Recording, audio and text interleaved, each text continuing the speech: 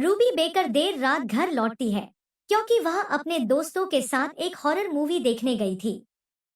अगले दिन उसके माता पिता डेव और ग्रेस बेकर अपने बच्चों से पूछते हैं कि वे रात को कब सोए।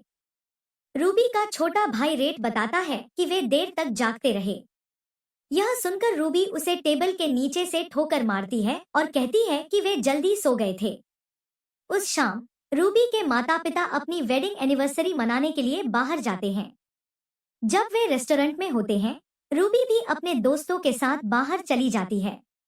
जब वह वापस घर लौटती है, तो घर के बाहर पुलिस की गाड़ियां देखकर चौंक जाती है। उसे लगता है कि उसके माता पिता ने उसे ढूंढने के लिए पुलिस को बुलाया है, इसलिए वह पुलिस से कहती है कि वह गुम नहीं हुई है। लेकिन पुलिस अधिकारी उसे बताते हैं कि उसके माता पिता का एक्सीडेंट हो गया है। रूबी घबरा जाती है और पूछती है कि वे ठीक हैं या नहीं। जब पुलिस कुछ नहीं कहती, तो वह बहुत घबरा जाती है और बेहोश हो जाती है। रूबी और रेट अपने माता पिता के अंतिम संस्कार में बहुत दुखी होते हैं। रेट अपने भाषण के दौरान रो पड़ता है। उनके पुराने पड़ोसी टेरी और एरन ग्लास उसे सांत्वना देते हैं। टेरी डेव और ग्रेस के बारे में एक भावुक भाषण देता है, जिसे सुनकर रूबी की आंखों में आंसू आ जाते हैं। अंतिम संस्कार के बाद रूबी का चाचा जैक उससे मिलने आता है। वह मदद की पेशकश करता है, लेकिन रूबी उसे मना कर देती है क्योंकि वह कई सालों से उनके करीब नहीं था। जैक माफी मांगता है और कहता है कि कभी-कभी भाई बहन दूर हो जाते हैं। रूबी बस औपचारिकता निभाने के लिए उसकी बात मान लेती है। घर पर उनके माता पिता की संपत्ति के वकील एल्विन बेगलिगर रूबी को बताते हैं कि उसके माता पिता ने ग्लास परिवार को उनकी देखभाल की जिम्मेदारी सौंपी थी। साथ ही उन्होंने अपने बच्चों के लिए एक बड़ी संपत्ति भी छोड़ी थी। जाने से पहले एल्विन रूबी को अपना विजिटिंग कार्ड देता है और कहता है कि वह उन पर भरोसा कर सकती है। थोड़ी देर बाद टेरी और एरन घर आ जाते हैं।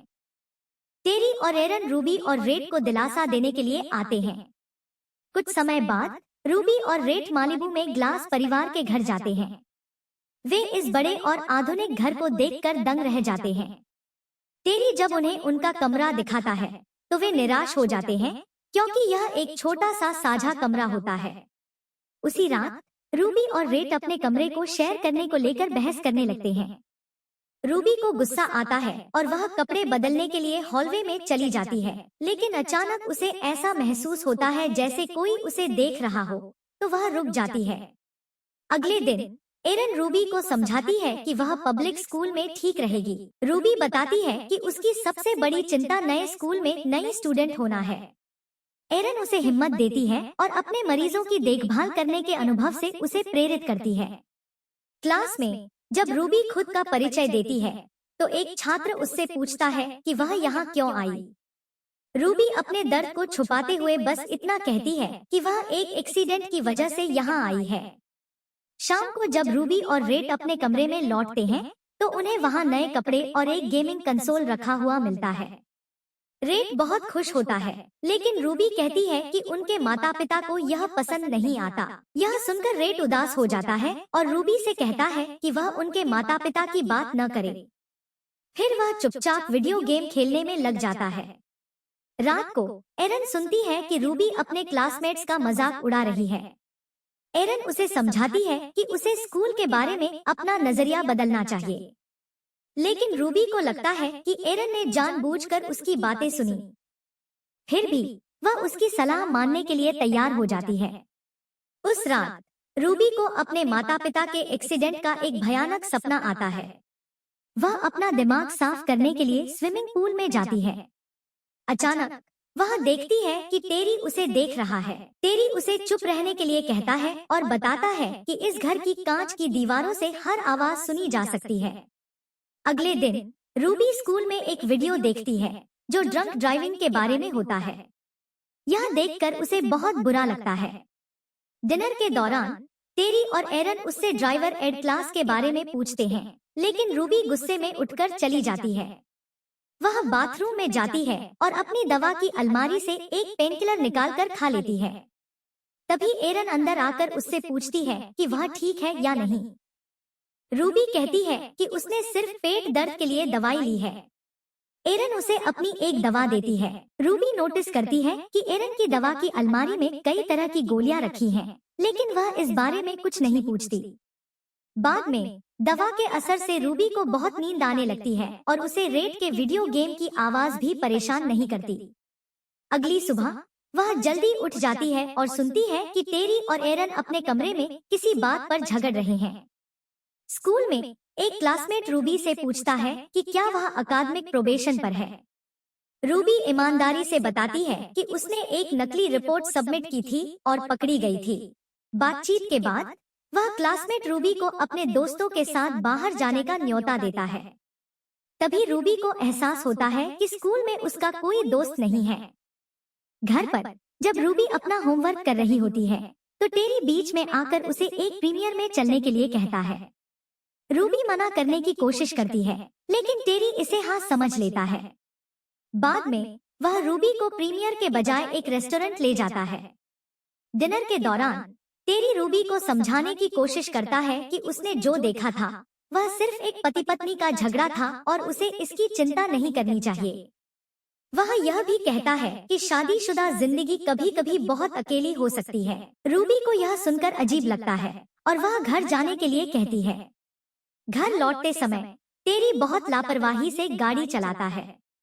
वह तेज स्पीड में लेन बदलता है और अचानक सड़क के किनारे गाड़ी रोक देता है। फिर वह रूबी की ओर झुकता है और कहता है कि वह सिर्फ उसकी सीट बेल्ट बांधना चाहता था, लेकिन रूबी को इस पर भरोसा नहीं होता।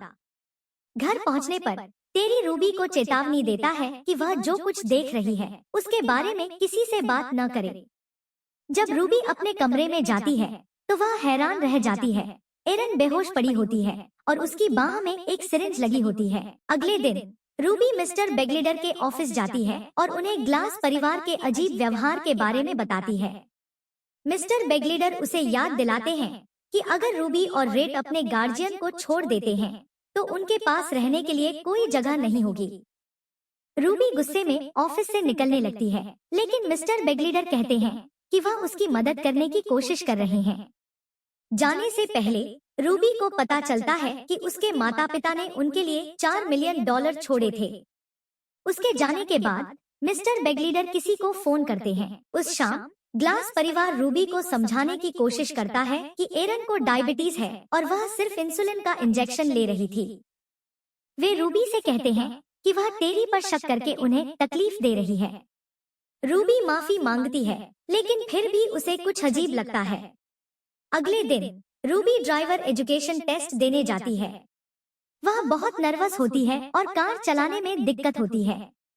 घर लौटने के लिए वह हाउसकीपर का इंतजार करती है, लेकिन जब बहुत देर हो जाती है तो वह टेरी की लिफ्ट स्वीकार कर लेती है। टेरी के ऑफिस में इंतजार करते हुए वह गलती से उसे 2 खतरनाक दिखने वाले आदमियों से बात करते हुए सुन लेती है। वे लोग उसे नोटिस कर लेते हैं और जल्दी से दरवाजा बंद कर देते हैं। रूबी घबरा जाती है। रूबी चौंक जाती है जब वह देखती है कि टेरी को वे आदमी खिड़की से धक्का दे रहे हैं। बाद में जब रूबी कंपनी के गैराज में घूम रही होती है तो उसे एक टूटी फूटी कार दिखती है जो उसके माता पिता की कार जैसी लगती है। एक वर्कर उसे बताता है कि यह कार महीनों से यहाँ खड़ी है। घर लौटते समय टेरी रूबी से कहता है कि उसे उसके साथियों की चिंता करने की जरूरत नहीं है। फिर रूबी उससे पूछती है कि हाउसकीपर उसे लेने क्यों नहीं आई। टेरी बताता है कि उसने हाउसकीपर को नौकरी से निकाल दिया क्योंकि उसने बिना इजाजत रूबी को कहीं ले गई थी। यह सुनकर रूबी घबरा जाती है कि क्या टेरी को मिस्टर बेगलिडर से मिलने के बारे में पता चल गया है। जब टेरी सिक्योरिटी लॉक का पासकोड डालता है तो रूबी चुपचाप उसे देखती है और पासकोड नोट कर लेती है।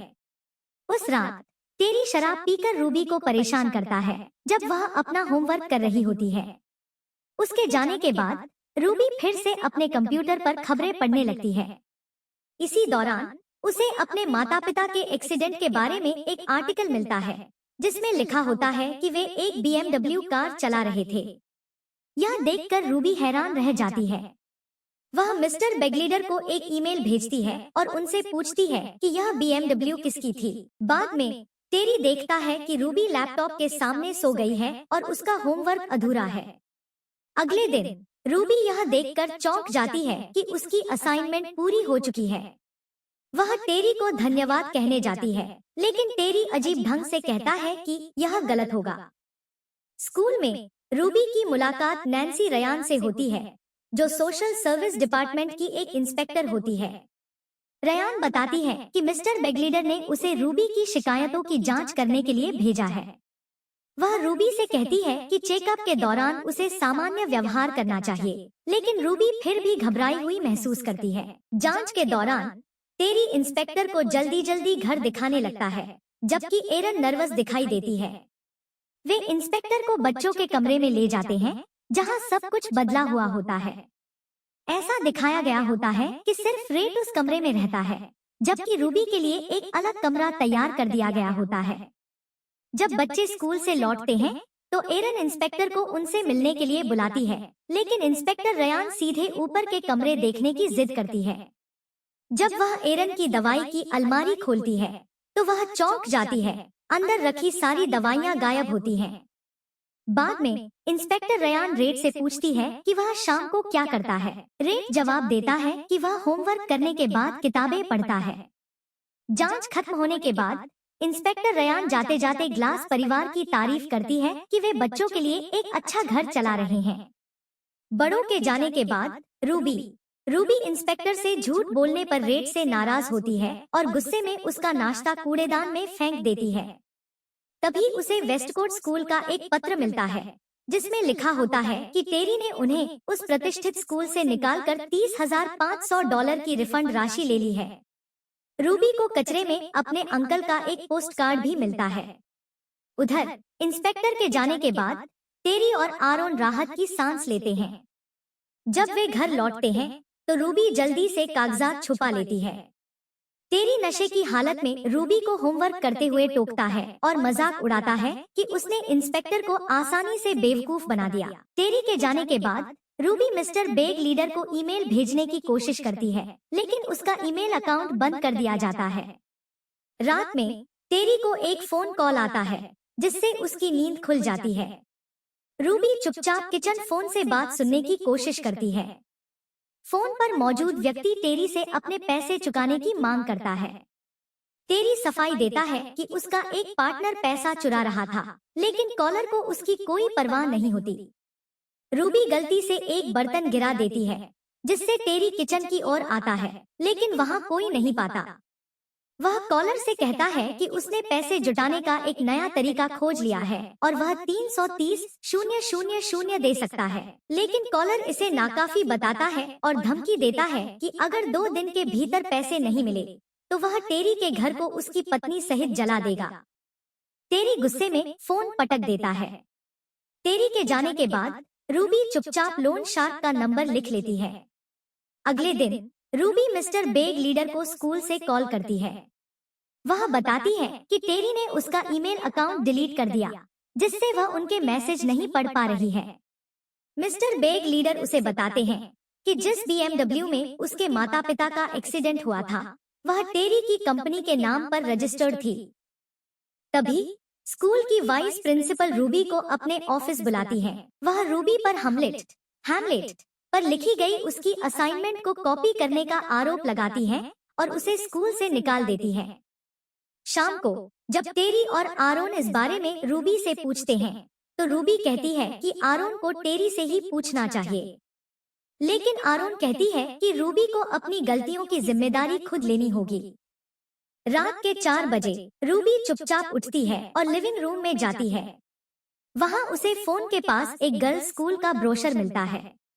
वह पोस्ट कार्ड पर दिए गए नंबर पर कॉल करके अपने अंकल से संपर्क करने की कोशिश करती है, लेकिन उसे पता चलता है कि वह देश से बाहर हैं।